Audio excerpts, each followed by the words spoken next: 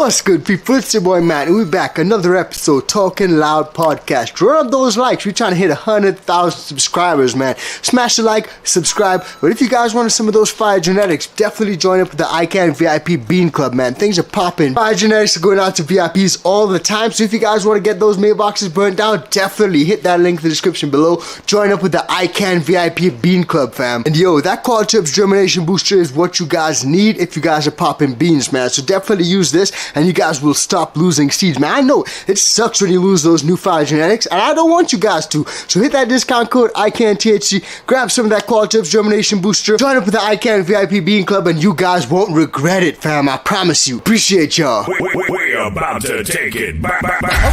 Okay.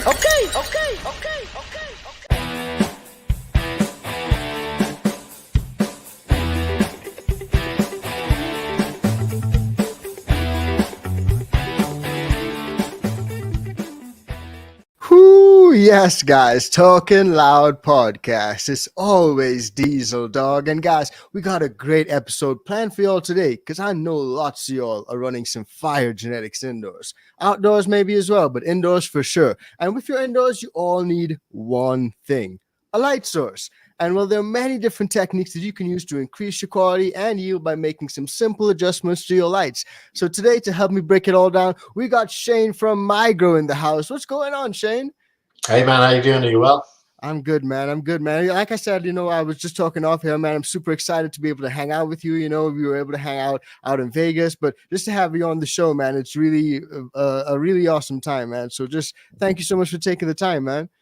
Oh, it's great to be on. Thanks for having me. Most definitely, man. Well, guys, we're going to get into all sorts of stuff when it comes to lighting today with Shane. So hit that like, show some love. We got Shane on the show, and a lot of you guys would know that he has a great channel. But if you don't, Shane, just shout out your channel, man. Tell us a little bit about, what you got going on. Yeah, so on YouTube, it's Migro, Migro, and on Instagram, it's Migro Light, and TikTok and Facebook as well. And yeah, I've been going for a good few years now, maybe 6-7 years. And big into grow lights, so channel covers pretty much everything you want to know about grow lights. We do reviews, setups, Q&As, science, interviews with experts. So yeah, it's all on there. Anything you want to know about grow lighting, we should be covering it. Absolutely, man. Well, one thing I would say, Shane, is when I first got into growing, like you said, your channel has been out for quite some time. I tapped into YouTube to look at options when it comes to lights, to educate myself. And your channel is one that gave me so much knowledge, a lot of inspiration as well, and helped me make a lot of decisions when it comes to purchasing lights. There's so many options out there, but you actually take the time to go in and test them and see what's good and see what's not really so good, and all that sort of stuff. So we're just going to break all that down today. But before we do any of that, Shane, just tell me a little bit about what's going on. How you been, man? Like, we haven't connected since New Year, so how's everything been, brother? Yeah, it's been really good. It's like I was saying earlier to you, I had a really nice break. Yeah. So I've been working very hard for a good few years now, and I got had my first full 2 week holiday over the Christmas and New Year. So I was away with the family, got to chill out quite a bit. So yeah, just trying to get back into work again is the only problem. But yeah, everything's going good. Migro's going good. YouTube's going very well. Just hit 100K there before Christmas, which was nice. Hell yeah! Congratulations on that, man. Yeah, and yeah, it's really nice work. You've got a great community. I'm posting stuff every week and asking advice and trying to give some advice out and all that stuff. And I just find people to be really pleasant. I find support to be really good. Best customers in the world.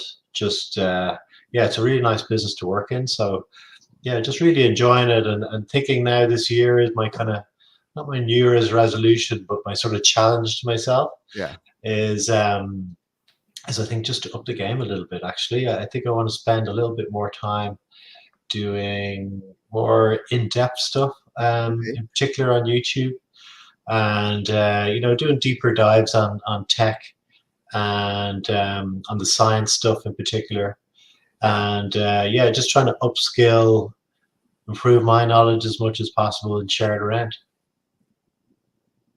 That's possible. It definitely sounds like a banging plan, man. So, guys, hit that like because Shane has got some crazy stuff planned for 2024, man. Like, if he thought he was taking it up a notch before, he's definitely taking up a notch now. But yeah, man, just props to you on that. And what I do want to ask, man, is like, how did it all start off? Because, like, you did say that you had your channel for quite some time, but were you just always into lights? Like, how did the love for like the grow lights start off? Is it just like you're just a techie guy or what? Yeah, well, I grew up living here in Ireland. Still illegal here in Ireland. So there's a small community of guys that I knew that we were all into growing. Would have started off with HPS. Wow, how long ago is it now? Throwback. Like it's quite a while now. Yeah, it's like 17, 18 years ago. I started growing. Yeah. No internet. A couple of little dog-eared books that we had to hand around between each other, and just trying to figure it out. And just really got into it as a hobby. Yeah. It was like just a little thing I do in the evening. I had my little routine. I come in, make dinner, clean up, tidy up, whatever, go up into the grow room, hang out for a little while, and just got really into it. Love smoking. Don't do so much anymore. I'm getting older, and I got two teenage kids in the house. We got you to hit a blunt for the first time in Vegas for like a real long time. Yeah, it was a long time. Yeah, no, about a year. I haven't been growing at home now for about 4 years, since the kids got a bit older. Okay. And I smoke a lot less than I used to. Yeah. But I still really enjoy it now, and I'm kind of being sneaky with it too now these days. So I got my edibles, and I was out on Saturday night with the boys, and taking my edibles and going to watch a gig. So yeah, still really enjoying them. But from the science perspective, I think it was actually so. I had a technical problem actually when I was growing in an attic space, and it would get freezing cold in the winter, and then it would get baking hot in the summer. Wow. And I used to have to stop growing pretty much for 3 or 4 weeks, or 3 or 4 months, I should say, in the summer, because I just couldn't battle the heat with the HPS. Yeah. And so I was really looking for alternatives, and I started with LED way before I should have, really. It was about 10 years ago now. And I bought I spent a lot of money on some of the early LEDs. Bought them straight from China. Is the only way I could afford them. And they were junk. They were absolute junk. I had about 6 months blaming myself and trying to figure out what was going on. And then the engineer in me kicked in, and I went and spent what at the time was quite a lot for a hobby. It was like €2,500, so about $3,000 on a power sensor to measure the light. And that it just took over. I just started testing the fixtures that I had, started testing the HPS that I have. How do I even test it? What am I testing for? What's good? What's bad? All those things. And I was on the forums a bit like everybody else back in the day. So I would have been on Rounded Up and UK 420 and a few of the other forums. Yeah. And I would have been in little groups trying to, figure out how to work this. Yeah. And at around that time, I was working for big companies like multinational corporations as a manager for years, and they were downsizing, and I got redundancy. So that was back in 2015. Okay. And I started making the lights then. I turned it from a hobby into a business, so I've been going ever since. Wow, man, that is crazy, but it's also like super inspirational, being able to take something that you had that passion for, because you said you started growing like such a long time ago. I actually looked back in my email to see what was the first pack of beans that I ordered, and it was when I was living in the UK, and I ordered it from like Ministry of Seeds or something like that. I can't even remember where it was from, dude. But it came through. I think I paid like £10 or something for like a pack, and I grew, and I grew, like you said, with the HPS and all that stuff. So you'd have been able to see like the whole transition, but being able to move into something that you absolutely love and have a passion for, turn your hobby into something that you can like do full time. That's, beautiful, man. That's congrats. Yeah, and I come from a family of horticulturists. So my Okay. wife is into horticulture and Oh, garden design. So is my mother. Bit of a farming background in the family. yeah. So putting those things together, I've always loved gardening and loved horticulture, and I'm an engineer. So it's just sort of putting two things together and worked out really well. If the shoe fits, wear it, bro. Absolutely, yeah, absolutely. Absolutely, man. So, guys, hit that like, show some love, man. We got Shane on the show, and of course, I got to shout out everyone tuned in right now. Everyone showing love. We got almost 200 people already, man. Hit that like. We need 200 likes on the video, man. Show some love. But also, I got to shout out the ICANN VIP Bean Club, because we got a few questions that came in from the ICANN VIP Bean Club, and we're going to get into those, because today's episode is all about lighting. How you guys can increase your lighting, decrease your lighting, increase your terps potentially, increase your quality, yield, harvest time, just have a better overall product. So today we're going to see how we can get into all that with Shane. But if you guys want to support, join up with the ICANN VIP Bean Club. We got tons of genetics going out to all VIPs all the time. Mailboxes are always burning down. So if you guys want some new genetics and autos, photos, rags, all sorts of stuff, join up with the fam, man. Definitely join up. Now, first off, Shane, and I did want to ask, man, the inspiration behind the name is something I always ask everyone on the show. And we were just talking about, how Migro all started, just out of the beauty of the inspiration that you had yourself to pursue something. So tell me a little bit about the name Migro. How did that all start off? What was the inspiration behind that? Ooh, I don't know if it was inspired really as much as sort of, yeah, I don't know. I don't know where it actually came from. I remember a lot of playing around. My brother-in-law is into marketing. He has his own marketing company. So Yeah. I was kind of get lots of free services from every relative and friend that I had when I was starting up the company. And he was one of them. And we just used to shoot back and forward. And it just came to me. I struggle with this. I still struggle with a little bit, because a lot of people still think it's called Migro, which is slightly worrying and off-putting. So, which is why I introduce it as Migro every time I come on the channel. But yeah, it was that thing of trying to get a short word that people could remember, and would do well online, that it would stick in people's brains. So yeah, I think it did okay. Nice, man. When you actually started to create the lights, you sort of just added the light on the end of it, right? So now people look at you and they're like, hey, that's Migro light. Yeah. Everyone knows you as that too. Yeah, so yeah, it's something I didn't really understand at the time. I thought I understood the internet, but then using it and having to work it are two completely different things. For sure. But yeah, having a name that stands out, is not too long, not too complicated, I think it works.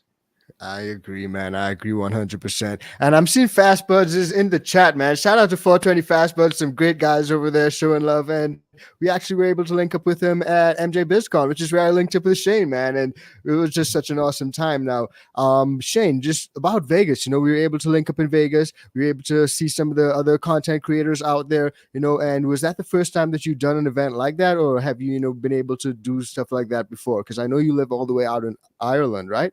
Yeah. It was the first time my first time in the US for, again, well over 10 years anyway. So it's great to be over. I met a lot of people that I kind of knew already, because I'd been dealing with them either through social media or through business, and partnering with on various different things. So I met a lot of people that I knew, but I'd never met before in person. So that was really cool. Probably it was so busy. I couldn't believe the amount of grow lighting companies there and the amount of people that I had to meet. So I was 3 days up early, out at it the whole day until the show finished, and then doing a little bit of partying afterwards. So yeah, it was really good fun. I'm definitely going again. In fact, I'm trying to figure out as well. I took some notes from some people about there being some other ones on the East Coast too. Yeah.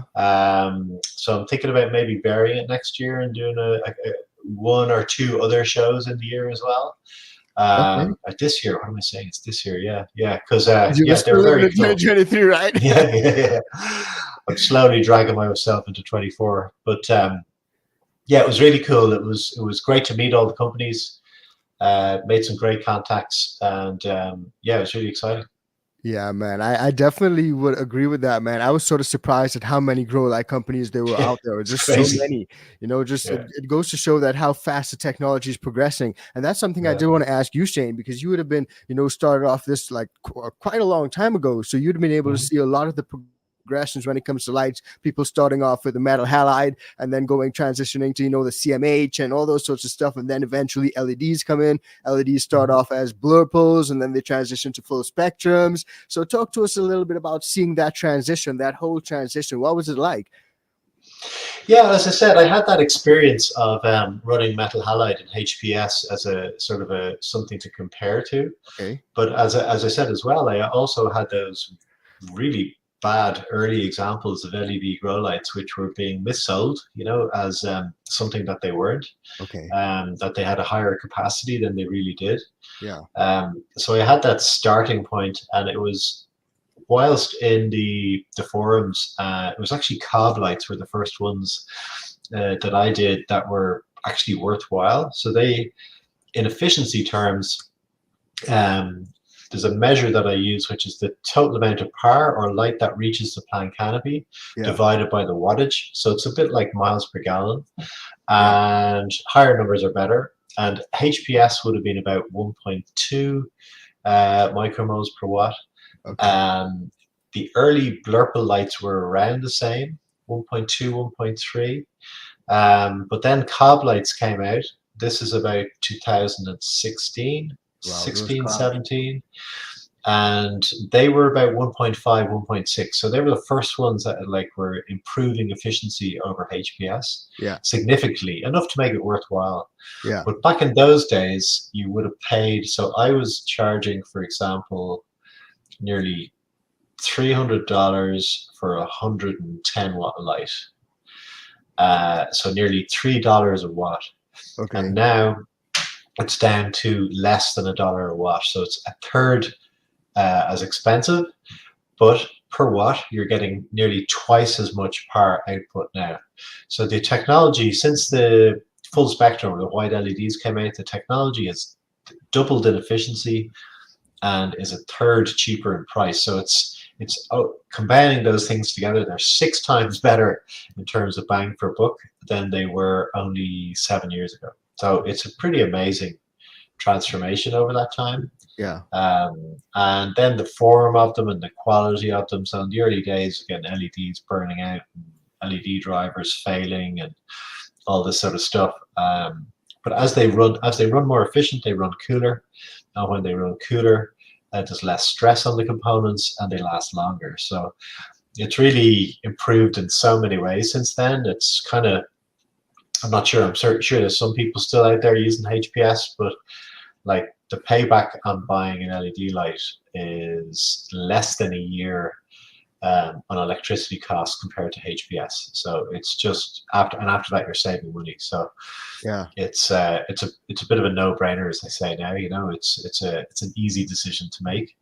And like you're saying about the competition, there's just so many companies looking for your business that get really good value, good service, good reliability.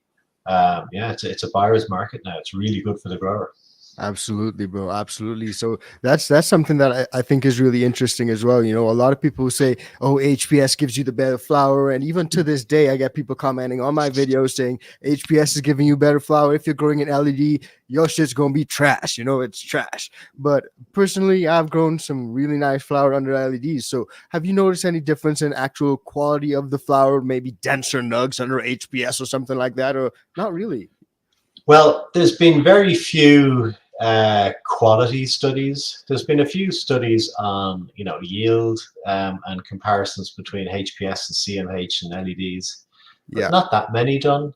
But there's some evidence now coming out of research centers. So there's a guy, Dr. Bruce Mugby. He's in Utah University, and Yeah. he Shout out to runs Dr. a Ruby. yeah, yeah. So I have him on the show again, actually, on the channel in a couple of weeks' time. But he publishes data from his studies. Now, this is clinical growing in labs with controlled environments, Yeah. controlled genetics, all that kind of stuff.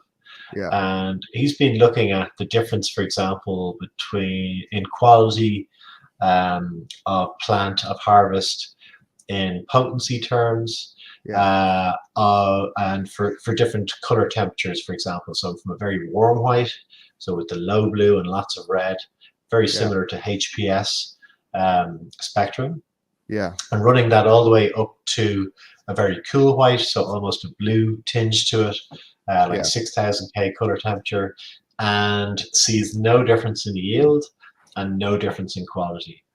So like often if you're speaking to people who, they've got their system and they've got their tech and they like what they have and they've been using it for years, and sure enough, they're going to learn how to work with that technology to deliver the best result. Yeah. And sometimes if you switch from for example, HPS to LED, things change. So temperatures change. You may not have exactly the same power in the same places. It'll be a lot more evenly spread. There'll be lower temperatures potentially in the grow room. All these sort of factors change. Yeah. And I think some growers, to be quite honest with you, are just a little bit apprehensive and a bit worried about changing over, and they kind of get a bit freaked out by it, and don't like change generally, maybe as well, and so they put up these arguments, but they're bullshit. Like, the plants don't care what bulb is above them. The photons, they don't care which photons they're getting. As I said, you can have a very wide range. Like, let's put it this way. I've grown under HPS, I've grown under metal halide, I've grown under CMH, I've grown under blurple lights, I've grown under every single variant of LED you can imagine. Yeah. And I've grown good weed with all of them. And you know what? I've grown some shit weed with all of them as well. So, your chances of growing good quality harvest are just as good or as bad with any grow light. I think there's a hesitancy to shift from something that you've been doing for a long time, and that's completely understandable, but there's no justification in it. It's just being afraid of change, really, Yeah, I think I would have to agree with that. It's almost like teaching an old dog new tricks type of stuff, so Yeah. you could look at it that way. Now, I did have a question which came in from, the ICANN VIP Bean Club fam, and I'm seeing a lot of questions in the chat, guys. I'm going to try to get as many of those as we can. But the ICANN VIP Bean Club homie, Green Crush, as well as Elevated Sloth, they were saying that their main light is a GSC 300, a GSC 300, and I have a GSC 180 held up sideways. Is this safe? Basically asking about side lighting. So what do you think of supplemental lighting? Is that something that you advocate for? Or? But I have to admit that I don't know. I did it back in the day with my LED bars that I had. Yeah. And I had them running around because I just had extra lighting. I had loads of samples and bits and pieces. So I was running top lighting with LEDs with cobs, and I was using blurple LED bars that I had to run around the sides. I did it for about a year. I'm not sure if it made any difference. I think it can do, but if you the first question I usually ask people who are intending to do that is, have they got enough regular lights in their area? So, what we are discovering these days is per square foot, you can be running up to like nearly 50 watts per square foot from the top, and still the plants can be, are growing more and producing more yield. So, that's a very high level of light, and there's very few people that I ever talk to that want to sort of play around with other systems who are achieving that in the first place. Yeah. I don't know. I think that the plant probably has a capacity to absorb a certain amount. I think that capacity is probably limited by the size of the plant, so the amount of leaves that it can push out. Yeah. I think that you can get a lot of yield per square foot by top lighting, but I haven't seen any evidence that if you max the top lighting, that you can push it further by doing intra-canopy lighting. It was one of the things I saw 5 or 6 of the bigger companies, so companies like Gavita and Thinkro and quite a few are now producing intra-canopy lighting. Okay. But when I went around and spoke to them, they didn't show me any numbers, so I didn't see anything that would encourage me to think that it's better than using other types of lighting, than maximizing your lighting elsewhere. Okay, I got you, man. Makes a lot of sense. Sometimes more light does not necessarily equal more flower. Sometimes it may just be light burn, but I have tried supplemental lighting, but for me, it's just more difficult to like stick those lights in my tent on its side. Yeah. And the plants are very good at putting up their canopy. The way I always describe it is like a solar panel. They get that solar panel out as quickly as possible.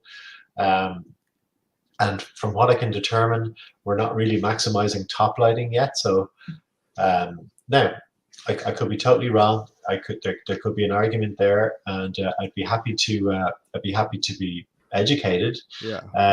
But there's a lot of companies producing inter-canopy lighting without generating any proof that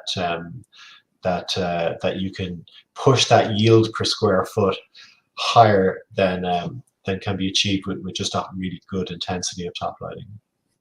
Yeah, makes a lot of sense, man. I guess when we speak about, like intensity of lighting, that kind of leads me nicely into the next question, which came in from the ICANN VIP Bean Club homie growing with the vet, always tapped in, man. But he's asking, is it better to start with high with the lights or low with the low light levels? Like, what's the better way to do that?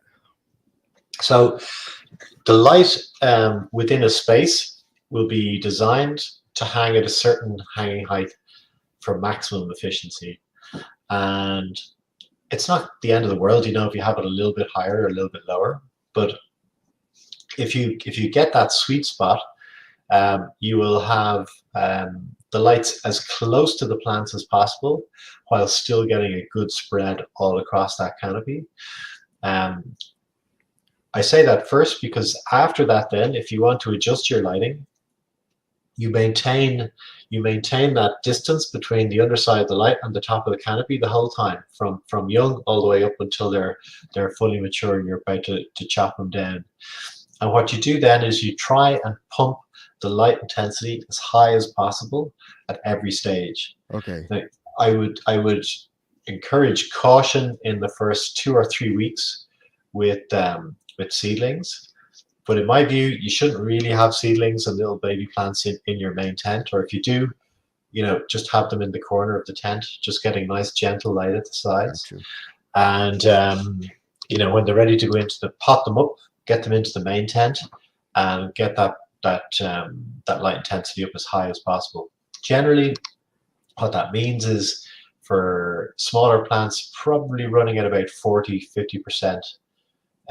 In those first 2-3 weeks, but then very quickly jacking it up as quickly as possible. So in early veg, trying to get it up to 100% in early veg, and the plants can take it.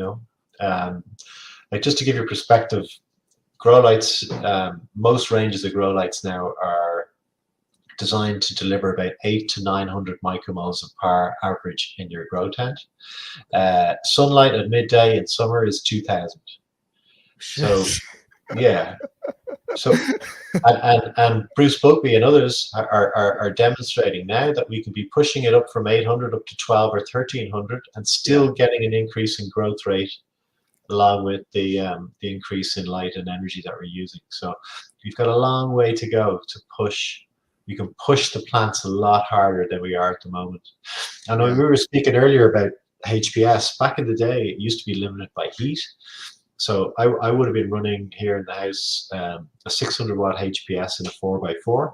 Damn. And I did try. Now that would deliver about 500 micromoles. Yeah. I did try running 1,000 watt in that space, and it just couldn't. It was like having the sun in my attic. Like, it was crazy. I couldn't control the heat even in winter. So we were limited really because the HPS was inefficient and it just pumped out a lot of heat. Now with high efficiency LEDs, we can still put more and more watts into those tents, and we're not overheating them. So there's more to go. there's quite a lot of companies now producing. I'm doing one myself, a high power. So targeting that sort of 1,000 to 1,100 micromoles of power. Yeah. And customers that have been buying from me, I've been keeping in touch just to see how they're getting on.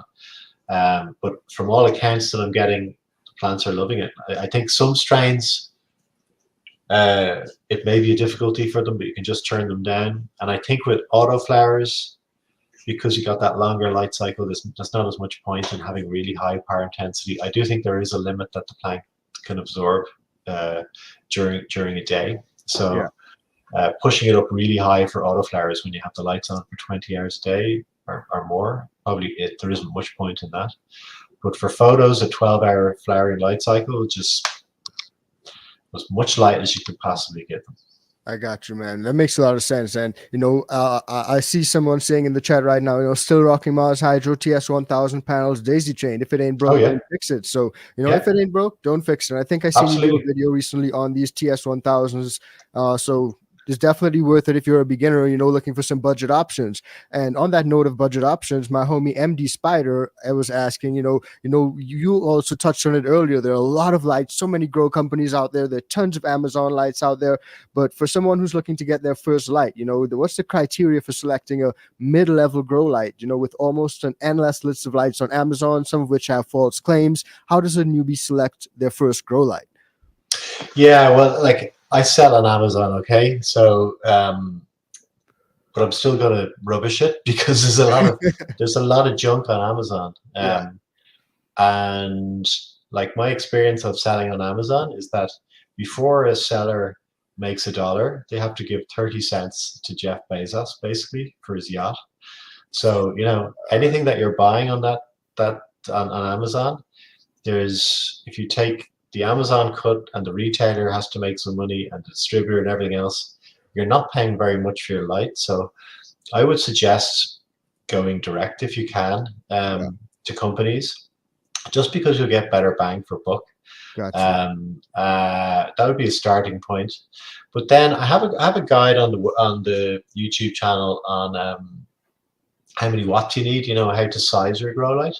The next thing is, you decide on your space, and that might be, you've got a grow tent or you've got a particular cupboard that you're going to use, or there's some space that you find is useful or you're going to use. So decide on your space. And then once you know the square footage or the area, then you're going to be looking for, as I was saying earlier, somewhere in the region of about 30 to 35 watts per square foot. Okay. And you just do your calc to figure out the wattage of the grow light that you need. Yeah. And then you do the same thing that you would for buying any others. It's nice to have a brand if you can get a brand, because brand is a reputation and it's probably been built over years, and people are trying to maintain that brand by selling good quality stuff.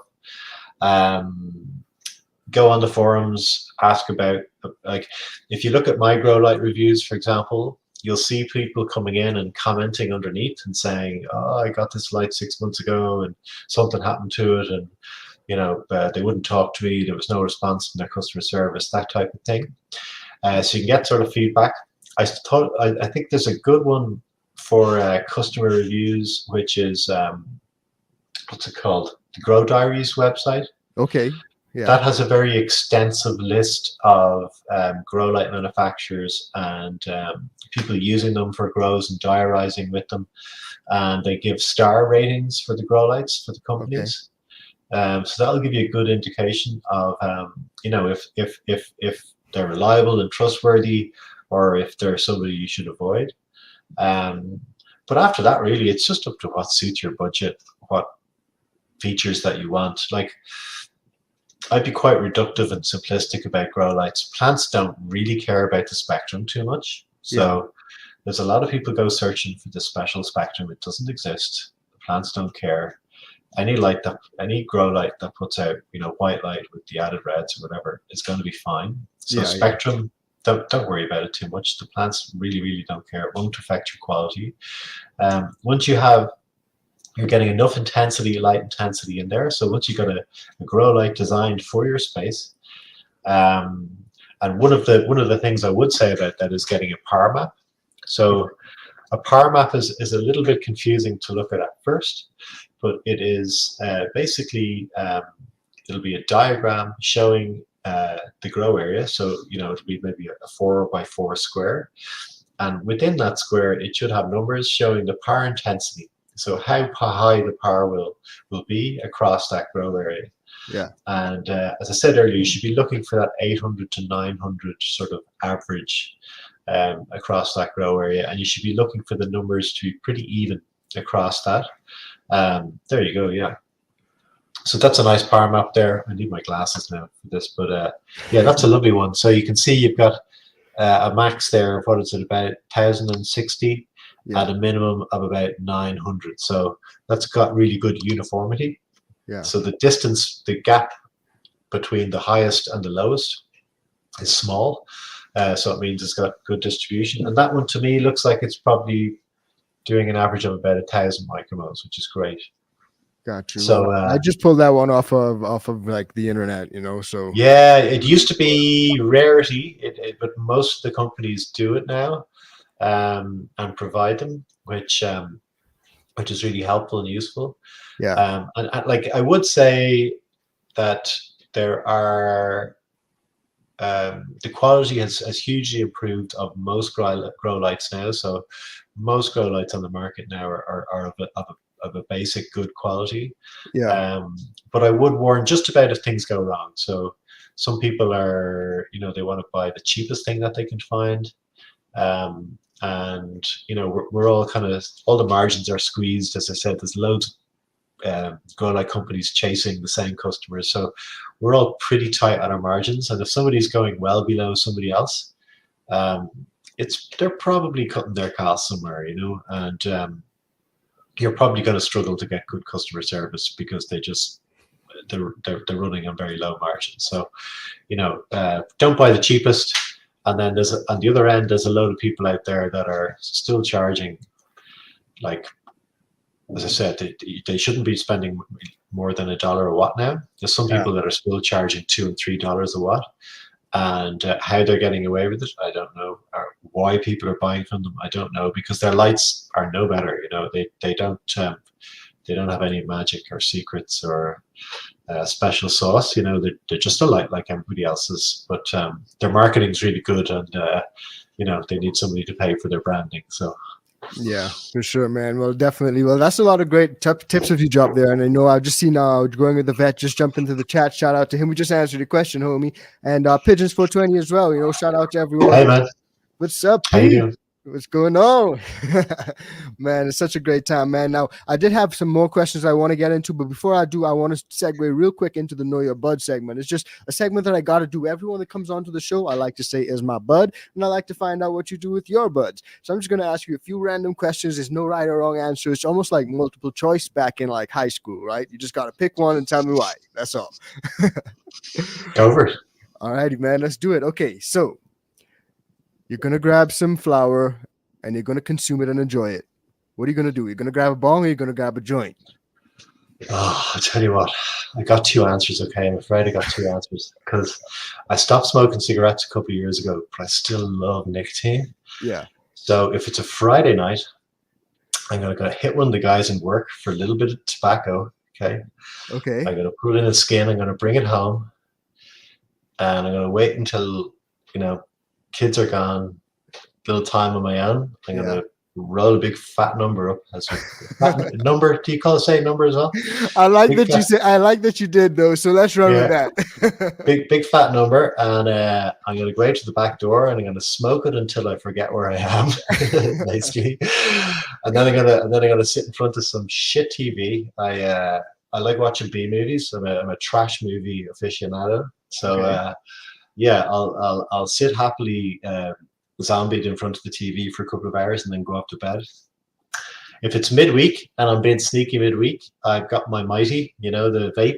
Yeah. So I'll be low key and maybe I'm going to a gig or just going out for a drink or something. I'll just do a little toot on my Mighty. Yeah. I like that. There's no right or wrong answer, man. So it's all about you. Okay, the next one though. Edibles or vapes? I heard you talk about edibles earlier, and I seen you hit your vape a few times. So if you had to pick one, bro. Yeah, Tricky. man, that's a hard one. I'd have to go vape, but like that's a cruel one. Yeah, I wouldn't like to. Yeah, I've been really getting into my edibles. I'm really into music, Okay, and I love going like to gigs and concerts and live stuff. I seen that. Yeah, I saw a really good audio visual thing on Saturday night actually, where they had this big screen and it was techno. Yeah. And yeah, I had some edibles and I had a little bit of shrooms, and man, I was tripping. I was tripping in that seat. Like it was 2 hours of just, oh my god. The last thing he was edibles, shrooms, and he was out. He Oh man, I love it. Okay, so you're completely blazed. You know, you just toked up. You hit your number outside. You came back in, and you ate an edible, right? So you're super hungry now. What you gonna grab in the kitchen? Salty snack or sweet snack? What type of munch? So definitely salty. Yeah. No, I'm a savory guy. Do you know what I'm big into? There's an Asian shop up the road from me, and I get these mixes of the nuts and the little seaweed crackers and all those things. Yeah. Did you ever try them? No, I haven't tried it, but I seen them, bro. Yeah. Anything with nuts in it, man, I go crazy for. I like that. I kind of kid myself that they're healthy for some reason. I don't know if they are, but I've never looked too deep. Yeah. So certain types of nuts, pause. But I think they are healthy. Yeah. That would be me. That would be me. Okay, the next one though. If you had one, you can only pick one, right? Would you do a wake and bake sesh or a nightcap sesh? Do you know, it's been so long since I've done a wake and bake, and one of the things I find hard with it is the day gets so long. It's like it's great for the first 2 hours. Yeah. And then it's like just the rest of the day just seems to drag. Unless you're going the whole way, and then like I can't do that. I got kids, I got a job, I got, you know. Yeah, I feel so I'll go for the late night cap. Yeah. Okay, good one. Makes a lot of sense. Some people actually say they're gonna do it in the beginning and go through the whole day and not waste their high by just going to bed or whatever. But some people just needed to relax, unwind. Like myself, I needed to relax and unwind. But the next one though, you're hanging out here with me, and 20-year-old you kicks through that door and he looks at you and says, "Yo, Shane, I'm challenging you to a smoke off right now. Who's gonna win this smoke off?"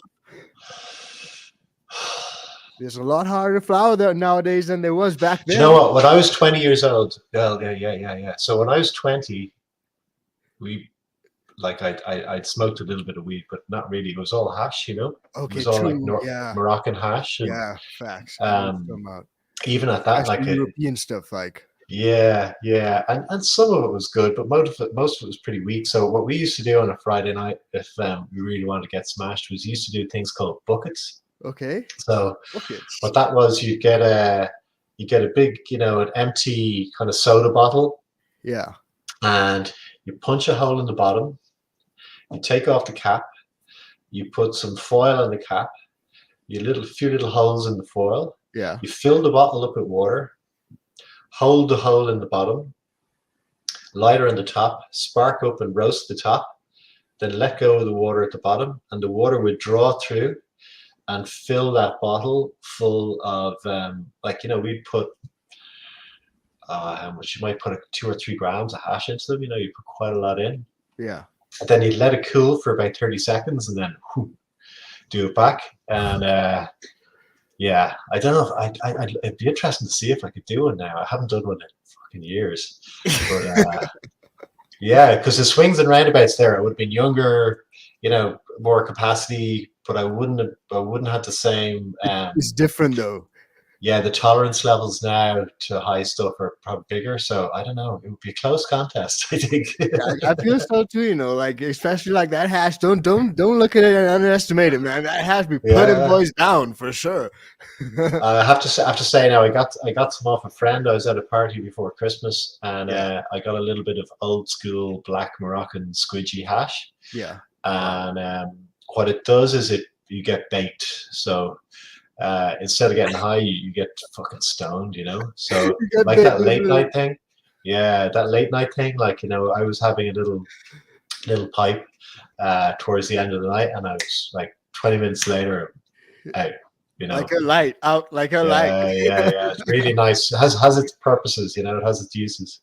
Yeah, shout out to everyone in the chat, man. Little Mac said he literally just made one of those. One last week. Oh man, I love you guys. The Irish. What do they call them? What do they call them? What do you guys call Irish them? Yeah, drop in the chat. Let us know, man. That's awesome. Yeah, because we used to call them buckets or waterfalls. Buckets or waterfalls, man. Waterfalls, because your bottle would be pouring out into the sink, for a minute or so as you teed it up. Yeah, but, I know exactly what it's called. I used to call it waterfall. Waterfall sounds more like what we'd call it, but I feel like there's some other name that I'm missing out. Anyway, man, the last question though.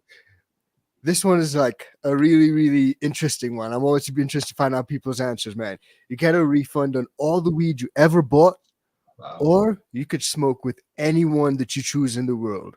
Hang out with him for an entire day. What you gonna pick? Anyone in the whole wide world, or that's a lot of money, though, isn't it? Yeah, probably. A lot of money. The thing that started me growing was realizing that I was spending more on weed than I was on rent. That's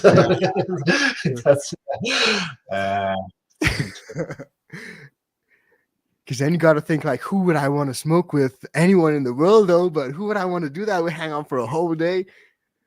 Yeah, the funny thing for me is I don't really get the celebrity thing, so I don't really give a fuck. Like I'd so run back those papers, baby. Yeah, give me the money back. Yeah, run back those bands. I think so. I'm gonna go that way. I like that, man. I love it, man. I think I might do the same thing. Who knows? Depends on how I'm feeling that day, man. And I'm seeing a lot of people in chat. Gravity bong. That's what I used to call it. I used to call it gravity bong. Literally, I forgot. It just escaped my head. I guess there was an aggressive version, and the aggressive version was you cut the bottom off the bottle. Yeah. And you do it in a sink or a bath of water. Yeah. And you push down onto it. So you fill it up and then you push down onto it, and the smoke gets up into you. Which if there was somebody you didn't like at the party, you could always offer them one of them. Yeah, I got you, man. Well, guys, definitely smash the like for that. We had a great Know Your Bud segment with Shane. Hit the like, show some love. We got over 300 people tuned in. You gotta have like 300 likes, man. Show some love. Now, Shane, before we actually close off, we just got two last questions. One's a little bit controversial, but if everyone in the chat is crying out for it. And this one that I'm gonna ask before that is from my homie Little Skeet, ICANN VIP Bean Club fam. And he's asking, should I do anything different to get, the CBD and THC levels higher? He's a spinal cord patient, needs some serious pain relief, and likes to get high too. But maybe he's asking too much. But he just wants to get higher THC levels. And can that be achieved by any adjustments in your light? Is there any secret hack, by adjusting your lights, maybe bringing in some UV bars or something like that, IR bar? I don't know, that can help increase any of that? Yes. So really high intensity. So having good power intensity is really the key to getting a good yield. It won't necessarily potency is mostly about genetics. It's about good genetics, and you need to be on point with your nutrients, with your environment, with your lights, but it's mostly genetics based. Yeah. There is a little, and by the way, one of the things that kind of put me off about some of the genetics going around the last few years is just that they're way too THC focused. I used to dial back the THC when I was selecting, so I got more CBD in there just so that they're more chilled, and more laid back.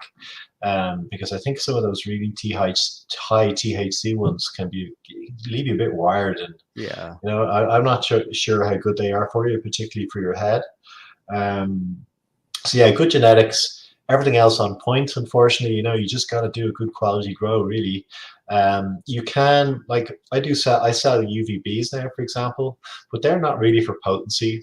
They're really just for getting more expression in the plant. So more flavor and taste, flavonoids and terpenes. But they're not going to increase your potency really.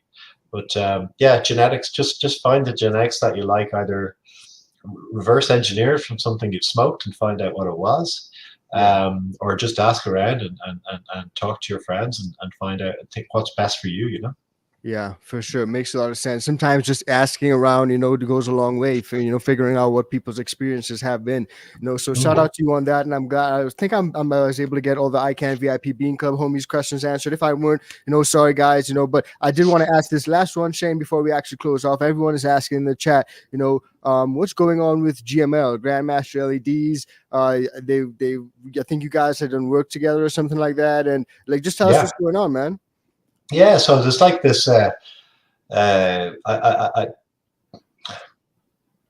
I'll probably to be generous about it, but like we were doing business basically. I run the Grow Light channel. I Yeah. test lights. I charge people for it. It's a service. I'm not doing it for the good of myself or the good of anybody else. It's a Screening. service for the business. Yeah. And I had done some tests of his lights, and I was happy to do them, but I wasn't happy with the way that we communicated together. I wasn't happy with his level of professionalism, his respect. And so I finished the last three lights, and I just said, listen, I don't want to do any more for you. Thank you very much, but I don't want to. I don't particularly want to go into the details. That's not my style. Yeah. But let's just put it this way: like I don't wash my. There's an expression here: you don't wash your dirty clothes in public. Yeah. You Yeah. just if you're in business together, you respect each other. You respect each other's privacy, and I don't feel that I was being respected. So it's nothing deep or sinister or anything like that. I've refused other companies, by the way, as well. I've refused them on the basis that I don't like their lights. They're not good quality. They're not stuff that I want to put on the channel. Yeah. That wasn't the case with GML, but you know, I the comments and the environment around the posts and what he was contributing to them and the way he was dealing with interacting with other people on my channel, I wasn't happy with.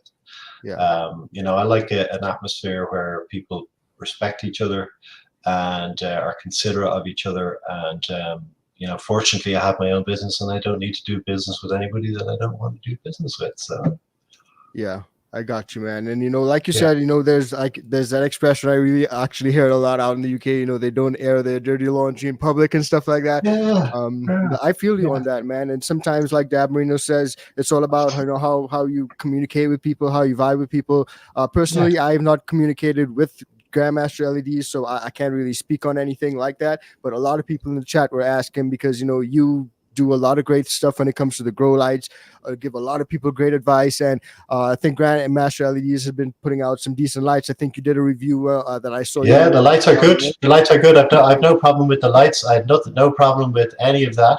Yeah. As I said, it was just simply that I was posting stuff and what was going down in the comments and other places around that. He was just revealing things to people that were private Yeah. about me and about our situation and our dealings, and that's just not no way to do business. So Yeah. Fair simple as. call, man. And I just literally wanted to, see what you thought about that because a lot of people, were asking in the comments and going off. So I just thought, probably just best to put it to rest right now, and let's just move on with life. Yeah, yeah. Well, like I'm happy to talk to you about it and others about it if anybody asks, but I won't be pushing anything out there. And with the comments, if somebody says something about me online, I just leave it. Yeah. Yeah. I just leave it. It's just like I'm not getting into that. That's there's enough unnecessary stuff going down on social media these days. I'm not going to be one adding to it. Yeah, 100%, man. Well, I don't actually want to end on that sour note. So what I do want to ask you is that, I'll just tell you, by the way, it's not sour for me.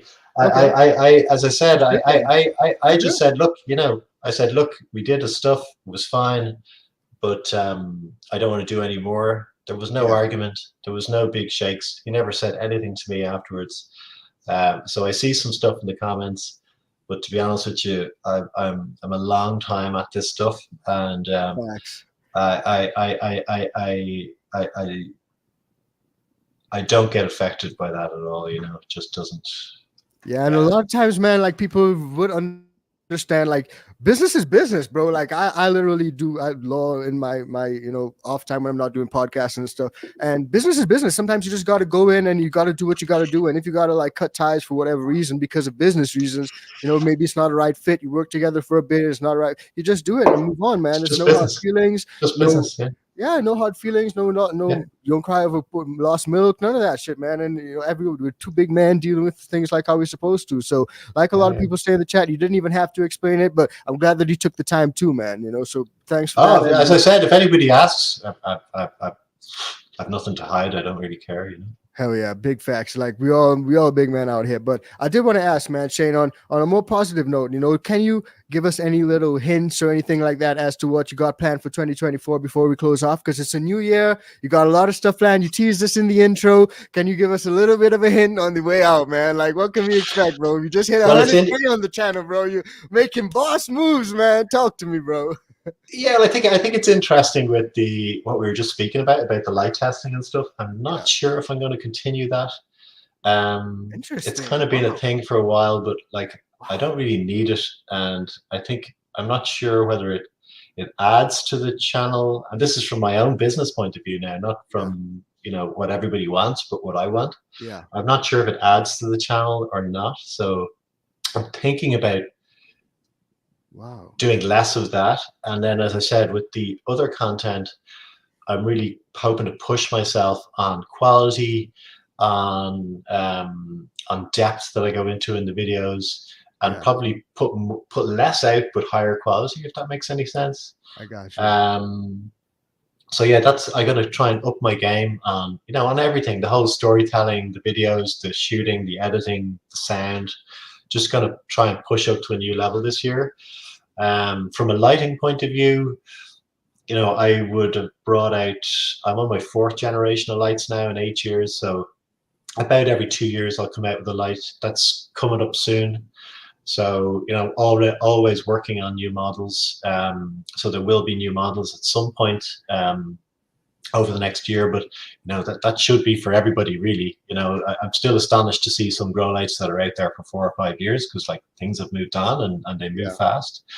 But yeah, outside of that, just keeping on, really.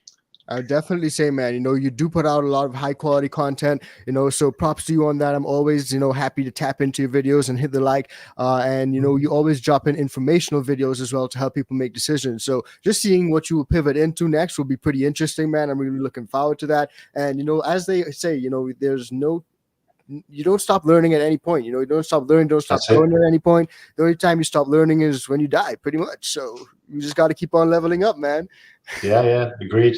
100%, man. Well, Shane, thanks so much for taking the time. I think we touched on a lot of different things, man. But before we actually close off, where can everyone find you, man? If they want to get in touch with you, see what you got going on this year, where can they reach out to you, bro? Yeah, just Migro, Migro. Got Instagram, TikTok, Facebook, YouTube, website. It's all there. Just have a look around.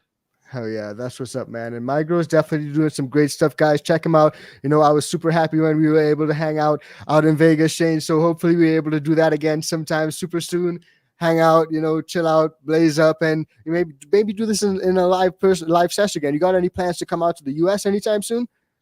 Yeah, well, I'm definitely going to do MJ BizCon again this year. Nice. And probably going to do, as I said, something on the East Coast as well. Yeah.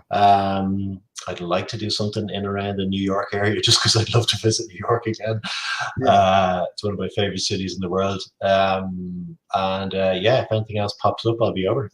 Hell yeah, that's what's up, man. Well, guys, hit that like, show some love. We had Shane on the show for a great sesh, man. Shane, thank you so much for taking the time to hang out with us, man. On behalf of everyone, I really appreciated it, man. Thank you so much, man. A real pleasure. Hell yeah, most definitely. Now, guys, don't forget, hit that like, smash the like down below, drop a comment, check out all Shane's stuff on YouTube, Instagram, follow him everywhere. But most importantly, stay high and stay motherfucking fly. And we'll see you guys in the next one. Peace, everyone.